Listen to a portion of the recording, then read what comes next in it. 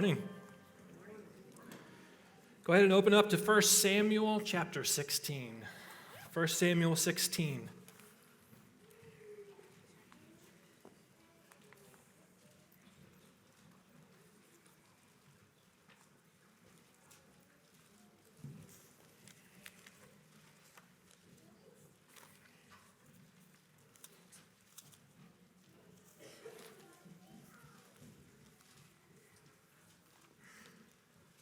I want to speak to you today about lessons from the life of David. Let's dive right in. 1 Samuel 16 and verse 1. The Lord said to Samuel, "How long will you grieve over Saul, since I have rejected him from being king over Israel? Fill your horn with oil and go.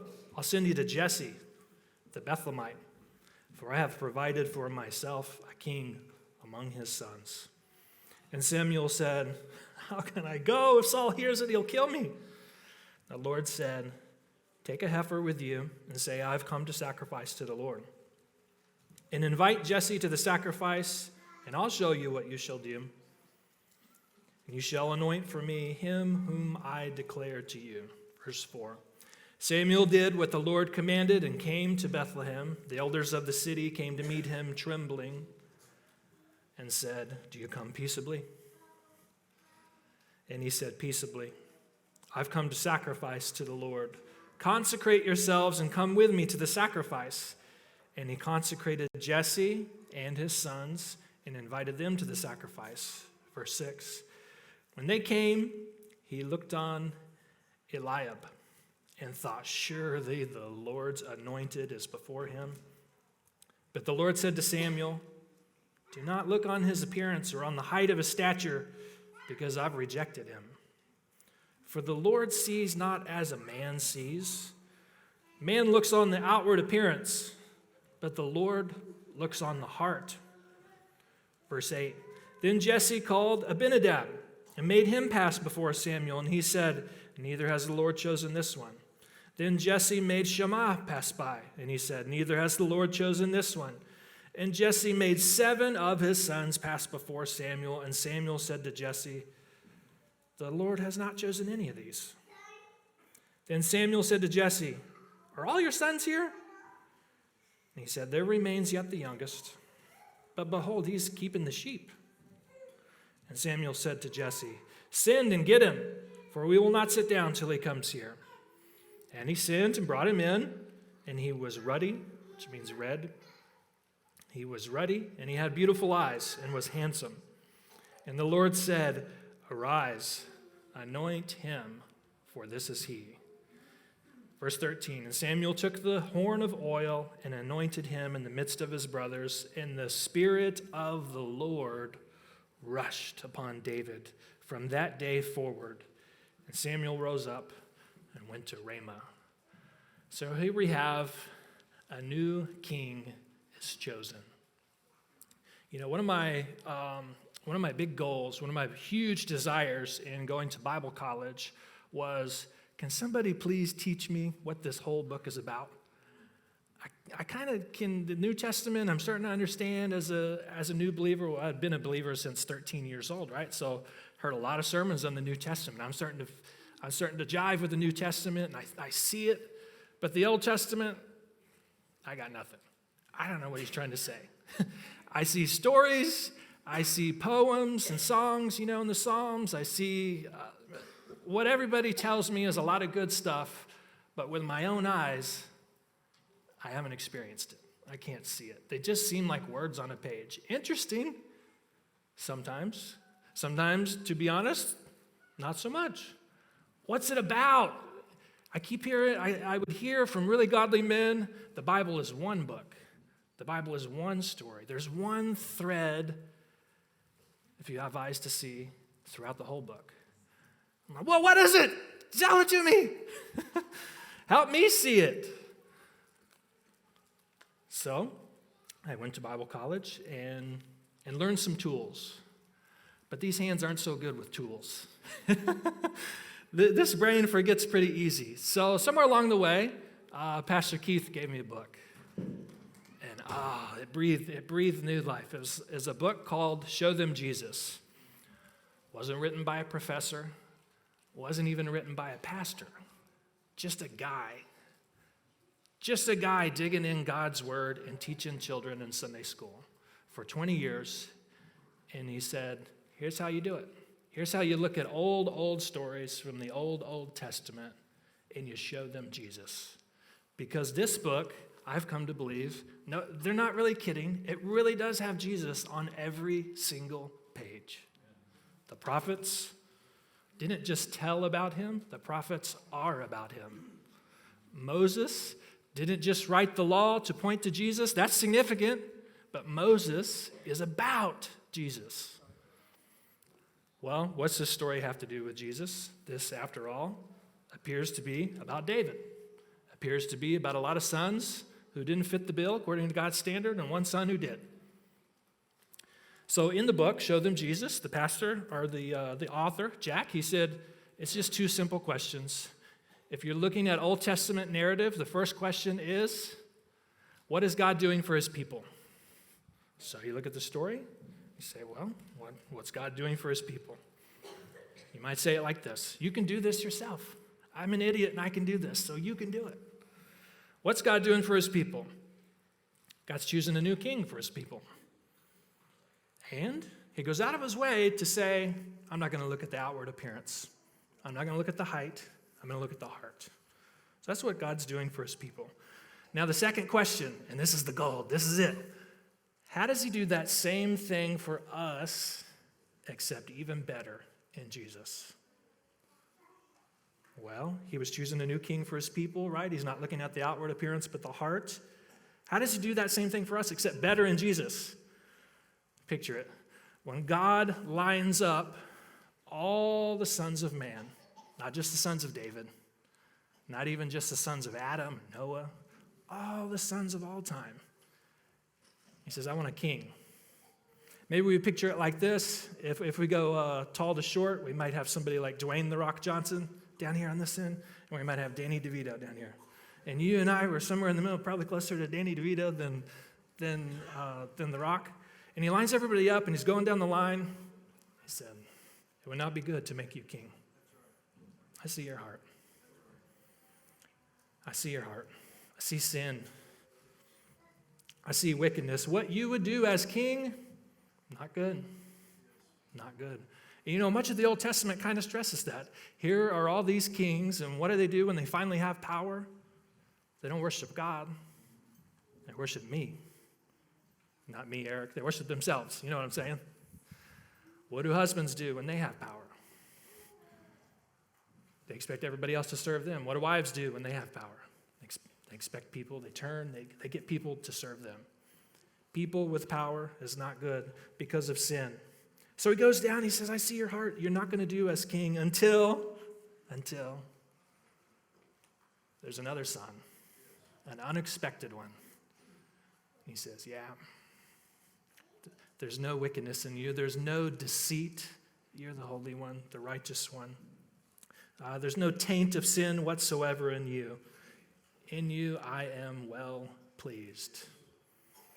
So God has declared his own son, Jesus. We used to have it right here and here. King of kings is probably in the church somewhere. King of kings and Lord of all lords. And that is a beautiful thing. No other king will do for his people. Not you. Certainly not me as king. We would use our power for our greatness. And unfortunately, the harm of many people. But he, on the other hand, is a holy, holy, holy king. What Isaiah sees when he sees the Lord seated on the throne is Jesus himself. And he's holy, holy, holy. He's a loving king. Do you know him? Do you know him as king? Does what he says go? We like to say to the kids, and this was helpful, I didn't invent it, somebody passed it to me. Do you obey first time, right away, all the way, with happiness? That's the law. That's what a king deserves. A king like Jesus. Do you obey him first time, right away, all the way, with happiness? A couple practical lessons here from this early period in David's life. And what we're going to do is look at a few different scenes from David's life. So, a couple practical lessons. The first is this: David's job, he's just a boy, but David's job is to shepherd. It's to obey his dad. It's to help the family. And to shepherd is to king. However you shepherd is however you're going to king. If you're not going to shepherd carefully today, whatever task God has given you today, we'll call that shepherding, how can you be the king carefully tomorrow? What has God called you to today? Whether that's studying or cleaning or driving, do the next right thing in front of you. Cultivate faithfulness, the Bible says. Cultivate faithfulness. If you do not, it won't be there when you need it as king. You know, we long to do really great things. No little boy, no little girl in this room would say, I would like to be ordinary when I grow up. We long for greatness. That's okay, I suppose. Think of Jesus. Think about him practically as a man. For most of his adult life, he made stuff with his hands. I mean, he spoke Saturn, Jupiter, the stars, the Grand Canyon, the oceans into existence. And then here he is, chiseling away with tools, stone and wood, tools. Do you think perhaps maybe, just maybe, he was tempted to say, man, this job is kind of below my skill set? I think so. And yet, he's in service of the king. And so, he makes the thing that he's making. He does the next right thing in front of him. For the believer, this is good news, and it took me a long time to see this. I want to offer it to you. For the believer, all jobs, all tasks, all careers, they are all in service of the king. Therefore, no job is small. No job is trivial. No job is purposeless. They're all infused with purpose because they're all for the king. So your task of doing homework, is that service for your king? It is. Your small task of making lunch, preparing meals, groceries, laundry, is that service for the king? Not your husband, king.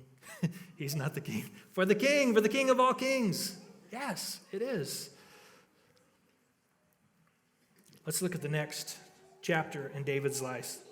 The next chapter in the book, actually, 1 Samuel chapter 17. So David's been shepherding. Let's see what happens next. I think you're going to know this story. Verse 3. The Philistines stood on the mountain on one side, and Israel stood on the mountain on the other side, with a valley between them. And there came out from the camp of the Philistines a champion named Goliath. We should hear some boos. Goliath of Gath, whose height was 6 cubits and a span. Listen how it describes Goliath. He had a helmet of bronze on his head. He was armed with a coat of mail, and the weight of the coat was 5,000 shekels of bronze. That's about 120 pounds. And he had bronze armor on his legs. He had a javelin of bronze slung between his shoulders. The shaft, just the end of the spear, was like a weaver's beam. And the spear's head weighed 600 shekels of iron. It's about as much, by the way, as a shot put. It's a heavy spear. Still in verse 7, and his shield bearer went before him. 8, he stood and he shouted to the ranks of Israel, why have you come out to draw up for battle? Am I not a Philistine? Are you not servants of Saul? Choose a man for yourselves. Let him come down to me. If If he's able to fight with me and kill me, then we'll be your servants. But if I prevail against him and kill him, then you shall be our servants and serve us." Verse 10. The Philistines said, "I defy the ranks of Israel this day. Give me a man that we may fight each other." Jump down to verse 32. So basically what happens in between these sections, David comes, he's obeying his dad. His dad says, "Hey, take some bread, take some food to your brothers. They're in the army." Verse 32. David said to Saul, "Let no man's heart fail because of him. Your servant will go and fight this Philistine." Saul said to David, "You're not able to go against this Philistine to fight with him, for you're but a youth. He's been a man of war from his youth." 34, but David said to Saul, "Your servant used to keep sheep for his father, and when there came a lion or a bear and took a lamb from the flock, I went after him, struck him, and delivered it out of his mouth. And if he rose against me, I caught him by his beard and struck him and killed him. Your servant has struck down both lions and bears. This uncircumcised Philistine shall be like one of them, for he has defied the armies of the living God." And David said, "The Lord who delivered me from the paw of the lion and the paw of the bear will deliver me from the hand of this Philistine." And Saul said to David, "Go, and the Lord be with you." Anyone who says, the Bible, it's kind of a boring book. It's maybe just for the ladies.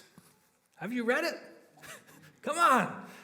Here he is about to face a giant.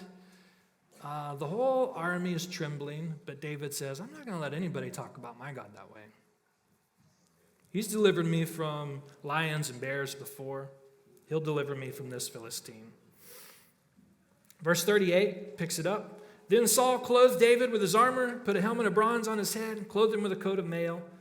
And David strapped his sword over his armor, and he tried in vain to go, for he hadn't tested them. Then David said to Saul, "I can't go with these, for I've not tested them." So David put him off. He takes off the armor. Verse 40. Then he took his staff in his hand. He chose 5 smooth stones from the brook, put them in his shepherd's pouch. His sling was in his hand, and he approached the Philistine. If it's been a while since you've read this story, I want you to pay attention to the posture of David and the words of David. Verse 41, the Philistine moved forward and came near to David, and his shield bearer was in front of him. And when the Philistine looked and saw David, he disdained him. That means he thought he was worthless, and he disdained him, for he was but a youth, ruddy and handsome in appearance. And the Philistine said to David, "Am I a dog that you come to me with sticks?" And the Philistine cursed David by his gods. And the Philistine said to David, "Come to me, and I'll give your flesh to the birds of the air and to the beasts of the field." And David said to the Philistine, "You come to me with a sword and with a spear and with a javelin, but I come to you in the name of the Lord of hosts, the God of the armies of Israel, whom you have defied. This day the Lord will deliver you into my hand, and I will strike you down, and I will cut off your head. And I'll give the dead bodies of the hosts of the Philistines this day to the birds of the air and to the wild beasts of the earth, that all the earth may know that there is a God in Israel, that all this assembly may know that the Lord saves not with a sword and spear, for the battle belongs to the Lord, and he'll give you into our hand." Is David confident in God? Has God built some trust into David? You bet he has. You bet he has. 48, when the Philistine arose and came and drew near to meet David, David ran quickly toward the battle line to meet the Philistines. Is that a beautiful picture? A young man running towards danger, running to fight for the name of God Almighty. Verse 49, and David put his hand in his bag as he's running, right? Took out a stone and slung it and struck the Philistine on the forehead. The stone sank into his forehead, and he fell on his face to the ground. 2 more verses. Verse 50. So David prevailed over the Philistine with a sling and a stone. and struck the Philistine and killed him. There was no sword in the hand of David. Then David ran and stood over the Philistine and took his sword, drew it out from its sheath, and killed him, cut off his head with it. When the Philistines saw that their champion was dead, they fled. What a beautiful story. What a beautiful, beautiful, beautiful story. I don't know about you, but when I get to teach children Sunday school or get to lead any kind of Bible study, if I don't spend the right amount of preparation time, I'm tempted to look like my norm is to look at a story like this and be like, whoa, that's awesome. Look at David. How can I be like this character? If the character is doing something good, or if the character has done something bad, how can I not be like this character, right? Like that's the first lesson that I kind of see that just jumps off. But I think that God wants something more for us than that. That's okay. I think there are ways that we're to be like David. You see somebody like Daniel, of course, I want to be like Daniel. But then you have other characters, Jacob. I don't think we want to be like Jacob. How can you teach your daughters to be like Esther? It's like, well, I don't want my daughters to be in that situation. And if we keep reading David's story, there'll be times you want to be like David and times that David's the bad guy. I don't want to be like him at all. So what's the whole book about? Well, let's do our little test. What's God doing for his people? How does he do the same thing except better for us? So what is God doing for his people here in this story of David and Goliath? Well, he defeats the giant. He's showing off his might, right?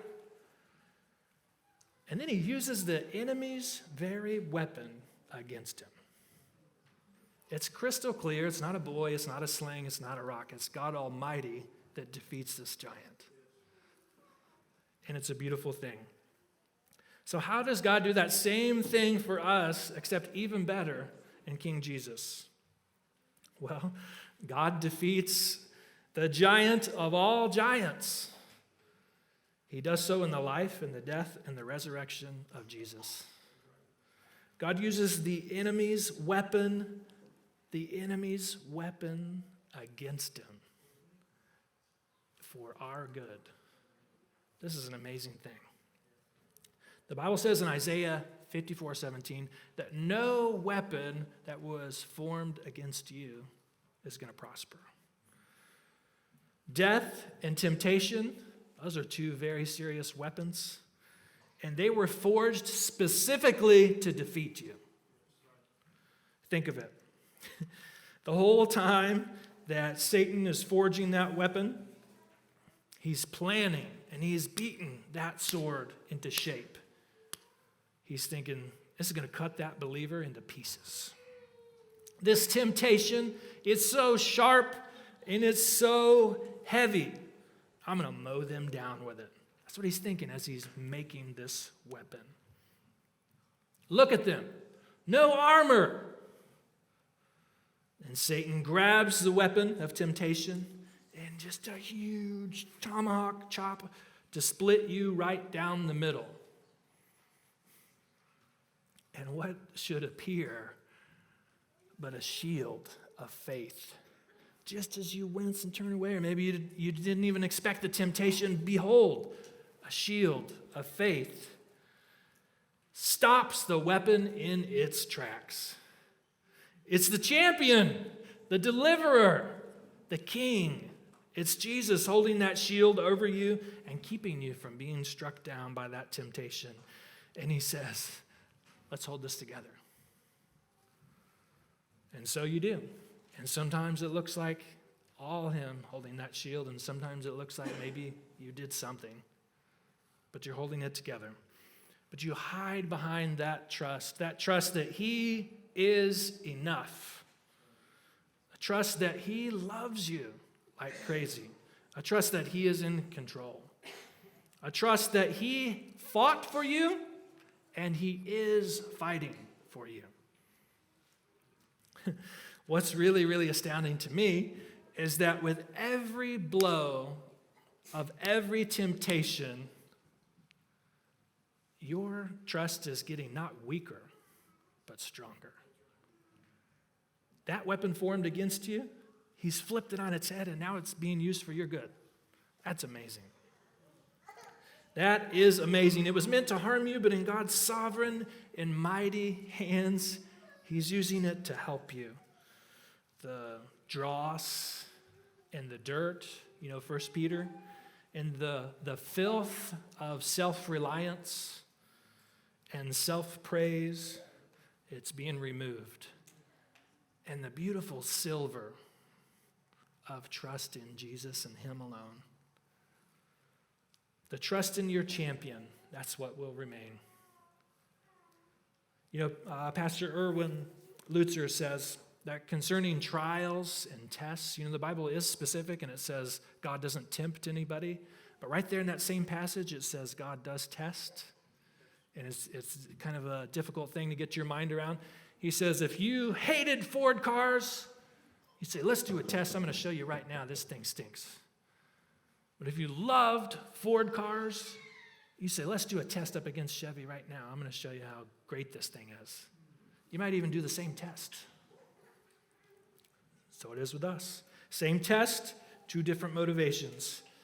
But in our case, unlike the car, in our case, it isn't to show our worth, it's to show Jesus' worth.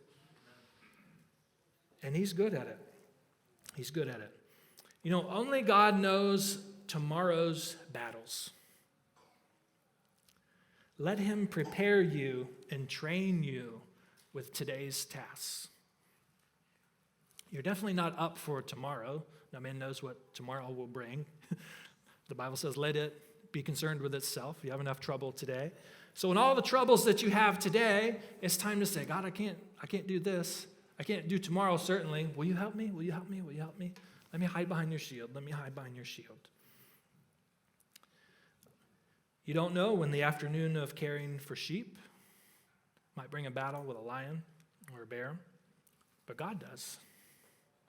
God does. And the trust that God pulls from you in the battle with the bear today may well train you for the battle with the giant tomorrow. Isn't that a beautiful thing that in the afternoon that David was called on to face a giant unexpectedly, he already had experience of God coming through in really terrible situations. He's just a boy. He wasn't strong enough. It even says with his hands, he defeated the lion and the bear. Clearly, he has experience seeing God come through in difficult situations. God is mightier than the bear. God is mightier than the lion. God must be mightier than this giant. We're about to find out. Let's go to the next scene in David's life, and I'll just tell you about this one. It involves some hardship, some dross removal. So David and some of his warriors around him, David's mighty men, just fantastic stories, manly stories. You ought to read them for yourself. But at this point in David's life, King Saul is still the king. He had been anointed as king, but he's not yet king. And at this point, him and his men are not out fighting a lot of battles.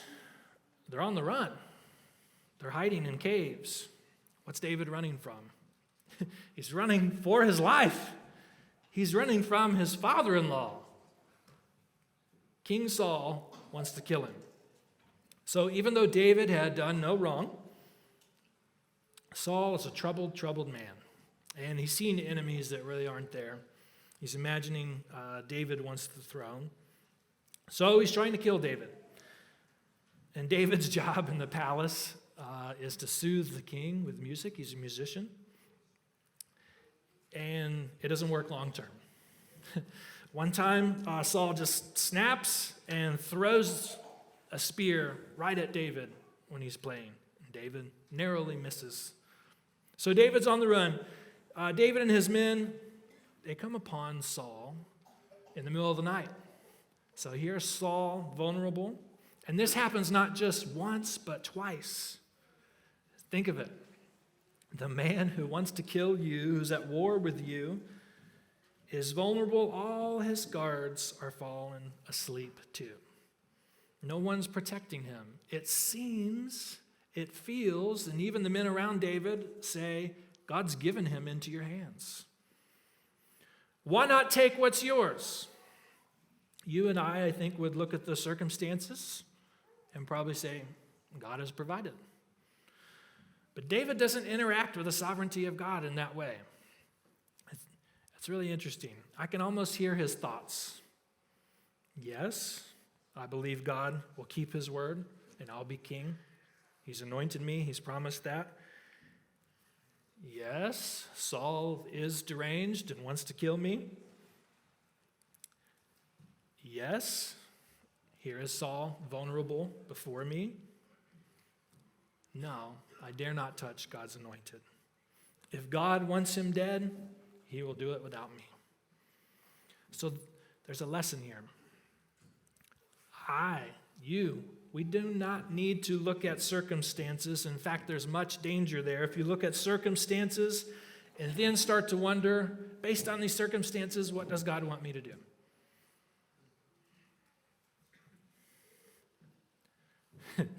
I'll tell you a quick little funny one. One time in college, I was looking at circumstances. I prayed, God, let me see a shooting star tonight if you want me to ask this girl out. 2 shooting stars. Yes. I asked the girl out. She says no. That was perhaps the beginning of, I'm not sure if Gideon had it right. I'm not sure if I should be looking at circumstances. God has told me in his word, God has told you in his word what to do. And his word is sufficient for all things pertaining to life. That's everyday life and godliness. You don't have to look at circumstances. And in fact, they'll often mislead you. Your circumstances, for example, might really line up to be more comfortable, more safe, more in control, one step closer to king. But I'm not looking to be king. Who am I? I'm a flea. I'm a nobody. I already have a king. He's better to me than all the comfort and all the safety and all the riches and all the power in the world. You know the song, I'd rather have Jesus than silver or gold. I'd rather have him than wealth untold. I'd rather have Jesus than anything this world affords to give, than to be the king of a vast domain and be held in sin's dread sway. I'd rather have Jesus than anything this world affords today. Look at 1 Samuel 24:14. 24:14. There is an astounding humility in David when he comes upon King Saul. Saul's in his hands. Once Saul wakes up, David has a conversation with him from afar. 24:14. After whom has the king of Israel come out? And whom do you pursue? After a dead dog? After a flea? May the Lord therefore be judge and give sentence between me and you, and see to it and plead my cause and deliver me from your hand. You see what David calls himself? You see what David thinks of himself? Not rightful king, give me what's mine. Just a single flea. Why waste your time trying to kill? I'm a dead dog. Please. Twice, actually, this happens. And twice, you can see David's view of David is low. And David's view of Saul and of God Almighty is really high. Reminds me of Galatians 6:3. If anyone thinks he is something when he is nothing, he deceives himself. I needed that one. I needed that one in work. I needed that one in marriage. You know why I'm arguing so hard for this? It's because I think I'm something when I'm nothing. Arguments among brothers and sisters, they would die right on the vine. They would die right away if one of you would just say, I'm a dead dog. I'm not worth arguing with. Arguments among husbands and wives, they would be so much fewer if one of you would say, I'm not most important. Jesus is most important. My way isn't best. I'm glad to listen to you. I'm glad to do it your way. Who am I after all? I'm just a single flea. I'm not going to treat you as a threat to my kingdom. After all, who am I? So let's get to our questions in this scene of David's life. What's God doing for his people? Well, the rightful king, David, he has the deranged king's life in his hands. He lies before him helpless. Yet, the rightful king, he chooses forgiveness. He chooses mercy. How does God do the same thing for us, except better in Jesus? The rightful king, King Jesus, has the deranged and angry king lying at his feet, helpless. Who is this deranged king? Satan certainly is a deranged king, bent on devouring, stealing, murdering. Death is a deranged king, always gobbling up kings and kingdoms and never being satisfied. And it is true, and it is glorious, that King Jesus has both the serpent and death. He has his foot right on their head. They're crushed. But there is another king. He too is deranged, and he is murderous, the king of self. The king of self. He wants to be king more than he wants anything. And if he had the power, he'd kill anyone to get it. Anyone that threatens his kingdom his way. Sometimes in you, he shows up in outbursts of anger. And you think, why was I even so mad? Because your kingdom just got threatened in some way. Sometimes he shows up in greed. And in your better moments, you'd be like, what? It was just a cookie. Why did I take the last one? Sometimes he shows up in lying so that I won't look bad. Self, self, self. My kingdom, my way. So how does God defeat my selfishness? My deranged, me first heart and my me first thoughts? Well, he does so when I lie vulnerable before him.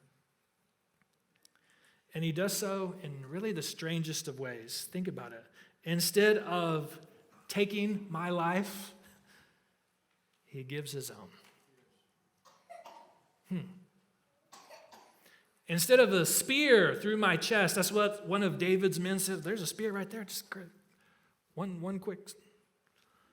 Instead of the spear through my chest, he takes the spear into his own.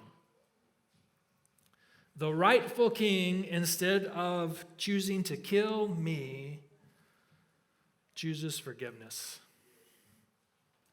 And he chooses mercy.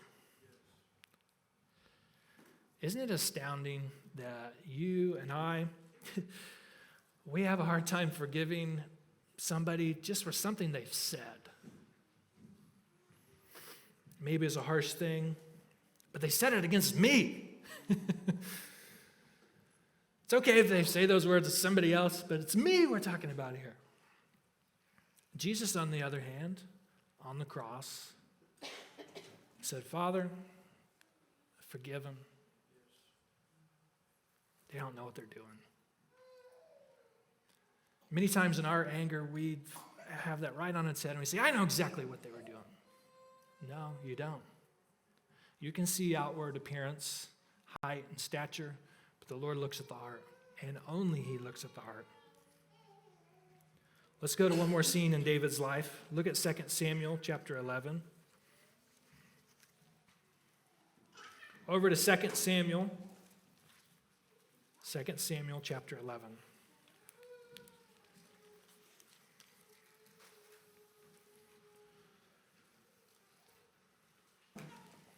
So David is king now. King Saul was killed, not by David, but at the hand of the Lord. And David is king and has some years of prosperity, some years of battle. And pick it up in verse 1.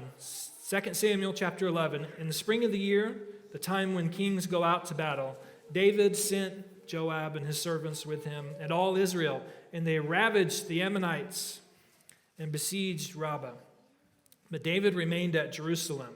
Verse 2. It happened late one afternoon when David arose from his couch and was walking on the roof of the king's house that he saw from the roof a woman bathing. And the woman was very beautiful. David sent and inquired about the woman. And one said, "Is not this Bathsheba, the daughter of Eliam, the wife of Uriah the Hittite?" So David sent messengers and took her. She came to him, and he lay with her. Now she had been purifying herself from her uncleanness. Then she returned to her house, verse 5. And the woman conceived, and she sent and told David, "I'm pregnant." So David sent word to Joab, "Send me Uriah the Hittite." And Joab sent Uriah to David. When Uriah came to him, David asked how Joab was doing, and how the people were doing, and how the war was going. Verse 8. Then David said to Uriah, "Go down to your house, wash your feet." And Uriah went out of the king's house, and there followed him a present from the king. But Uriah slept at the door of the king's house with all the servants of his lord, and did not go down to his house. And when they told David, "Uriah will not go down to his house," David said to Uriah, "Have you not come from a journey? Why did you not go down to your house?" And Uriah said to David, "The ark and Israel and Judah dwell in booths, and my lord Joab and the servants of my lord are camping in the open field. Shall I then go to my house to eat, to drink, to lie with my wife? As you live and as your soul lives, I will not do this thing." Verse 12, Then David said to Uriah, "Remain here today, and tomorrow I'll send you back." So Uriah remained in Jerusalem that day and the next. And David invited him, and he ate in his presence and drank so that he made him drunk. See the plan forming here? And in the evening, he went out to lie on his couch with the servants of his Lord, but he still did not go down to his house. Verse 14, In the morning, David wrote a letter to Joab and sent it by the hand of Uriah. In the letter he wrote, "Set Uriah in the forefront of the hardest fighting, and then draw back from him, that he may be struck down and die." As Joab was besieging the city, he assigned Uriah to the place where he knew there were valiant men. And the men of the city came out and fought with Joab, and some of the servants of David among the people fell. Uriah the Hittite also died. So in case you didn't catch it all, David commits adultery. And then to cover it up, he brings the husband home of the woman. But his deceit and his plan don't work. So he has Uriah, the husband, killed. I had a friend, a coworker, and he said, I'm reading about David, and I don't like this guy. I said, "I know what you mean. He's not always good, is he?" He's like, "No." An old pastor of mine used to say, "Sin will take you further than you wanted to go. It'll keep you longer than you intended to stay. And it'll cost you more than you intended to pay." And you see that not progression with David, digression. He didn't mean for it to go so badly. But then it stacks deceit, murder, stacks on top of adultery. Matthew Henry says this, David didn't listen to the words of Job that surely he knew. David had the scriptures. Job said, "I've made a covenant with my eyes." David didn't listen to those words. David didn't listen to the words of God through Moses that said, And do not covet. Do not want, do not crave, do not lust. All the same word. Do not covet your neighbor's house or donkey or land or wife or servants. We say it very simply to the kids. That word covet is a really old word, but we just say, don't want what is not yours. It seems our culture, as you know, it's a lot like the Roman culture before us. Just completely bonkers and lost in Vanity Fair. So much stuff, but never enough. So much makeup, but no real beauty. So much want and no satisfaction. Nearly every advertisement for every product is in some way saying, you're missing out if you don't have this. Want this, want this, want this. You know, to say, my house is enough. My job is enough. My spouse is enough. That almost sounds absurd and ridiculous to your neighbors, to your coworkers. May God's Spirit fill us so that we do look absurd. May He fill us so that we do not want what isn't ours. What is ours? What do we have? Ours is eternal life. Ours is a spring that bubbles up in you and you're never going to thirst again. Ours is joy unending. Ours is song and dance and forgiveness beyond belief. Ours is restoration. Ours is worship of the true God. Not a false God of your own hands and your own making, but the true God. Ours is knowing and being known by Jesus. To be happy with my life and to not want a different life, those are almost the same thing. Better fight hard when it comes to wanting something that you do not have. That lie of discontentment, it says, I think there's a better pasture right over there. Instead of, what do we have here? I'm just a dead dog. What has God given me today? This is good. I like it. How good, how kind, how loving of you to provide this daily bread. I've noticed a couple patterns with these sins, and they're so similar. Coveting, lusting, discontentment. They're all very similar. So I see first pride. Pride will lead to, instead of, God help me. I can't work my job today. I can't be happy with my spouse today. I can't be nice to the kids today. Help! So instead of praying, instead of hiding behind the shield of trust, Jesus, you're more than enough for me, for today, for my normal job, my normal life, but all these temptations are coming at me. We see pride leading to standing and saying, well, no one's going to do it if I don't do it. Guess I got to do it. Standing leads to lingering. Lingering will lead to considering. Considering will lead to falling. In other words, pride will lead to falling. This shouldn't surprise us. Proverbs 16:8 tells us this. Pride comes before destruction, and a haughty spirit comes before the fall. If you think you can stand, particularly in the fight of lust, men, if you think you can stand and do something, you are wrong. That is pride. You deceive yourself, and it's going to cost you so much. David could fight the Philistines. David could fight many enemies, but he couldn't fight lust. There are some temptations that God said, I don't want you to fight it in that way. I just simply want you to run.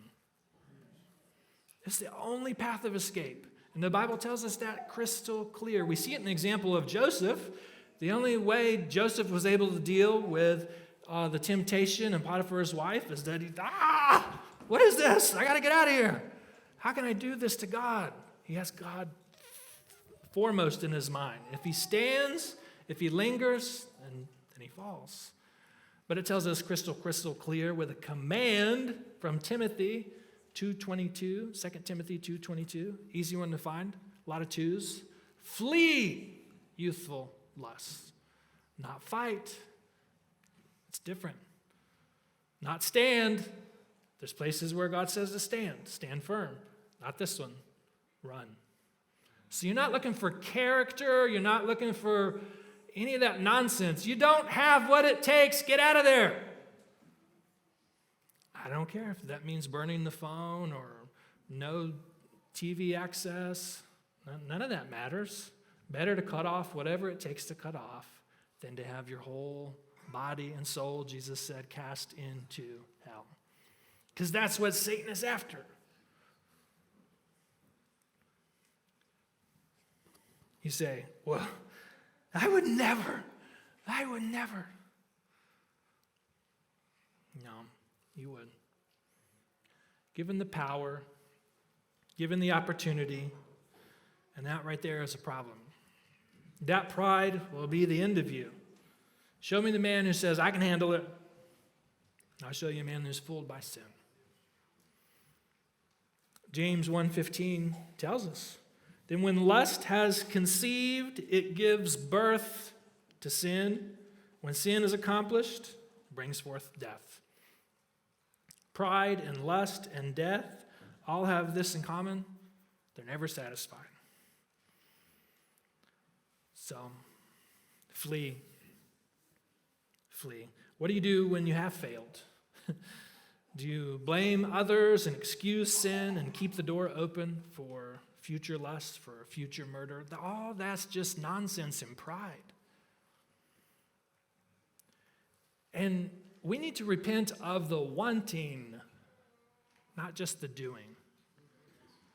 We need to say, God, why do I want that? I want to want you. I want to be like David in this way, more than the deer is, I got to have a drink. I want to be like that towards you, more than the deer pants for the water, more than the watchman waits for the morning. Lord, I'm longing for you. One thing I want out of life, one thing I have desired, and that I'm going to seek, just to gaze on your beauty, to dwell in your house forever. God Almighty says that wanting is discontent and it's ugly and it's sin, and we ought to repent of the wanting and the doing. God Almighty says that is adultery, not almost adultery. Adultery. And if your heart's not broken, just say that. I don't know why my heart's hard towards this. God, please help me. Break me. It is punishable by death, by the way. Leviticus 20:10, the adulterer and the adulteress shall surely be put to death. Do not look. Do not linger. Repent where you've made God himself and God's good gifts look small and insufficient for you. Repent of wanting what is not yours, of foolishly trying to find something other than God that will satisfy. C.S. Lewis had it exactly right. He said, you cannot find happiness and peace outside of God because it is not there. Such a thing doesn't even exist.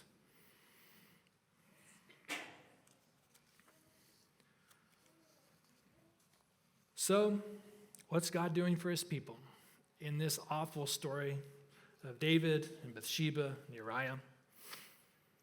Even for the worst of sins and the worst of sinners, God has found a way to do two things: punish sin and grant mercy. David doesn't get away with the sin. There is cost. You can read the story for yourself. So how does God do the same thing for us except better in Jesus? Well, even the worst of my sin, the worst of sinners, that's us. Jesus took the punishment for my sin and for yours, and God has given mercy. On Jesus, God poured out his wrath for sin and the sinner. On me, God pours out his Spirit and gives mercy. That's amazing. So if God has done this for you, then I don't need to tell you what to do. You know already. It's time to dance. It's time to worship. It's time to be just grateful and glad. I'm alive. Should have been my head cut off. I'm as bad as the giant.